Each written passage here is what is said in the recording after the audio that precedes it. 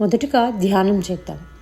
అరుణాం కరుణాతరంగితాక్షీం ధృతపాశాంకుశపుష్పబాణచాపాం అనిమాధిభిరావృతాం మయూఖై అహమిత్యేవ విభావయే భవానీం ధ్యాయేత్ పద్మాసనస్తాం వికసితవదనాం పద్మపత్రాయతాక్షీం हेमाभां पीतवस्त्रां करकलितलसद्देम पद्मामराङ्गीं सर्वालङ्कारयुक्तं सततमभयदां भक्तनम्रां भवानीं श्रीविद्यां शान्तमूर्तिं सकलसुरनुतां सर्वसम्पत्प्रदात्रीं सकुङ्कुमविलेपनां मिलिकचुम्बिकस्तूरिकां समन्दहसितेक्षाणां ससरचापपाशाङ्कुशाम् अशेषजनमोहिनी मरुणमाल्यभूषोज्ज्वलां जपाकुसुमभासुरौ जपविदौ स्मरेन्दम्बिकाम्.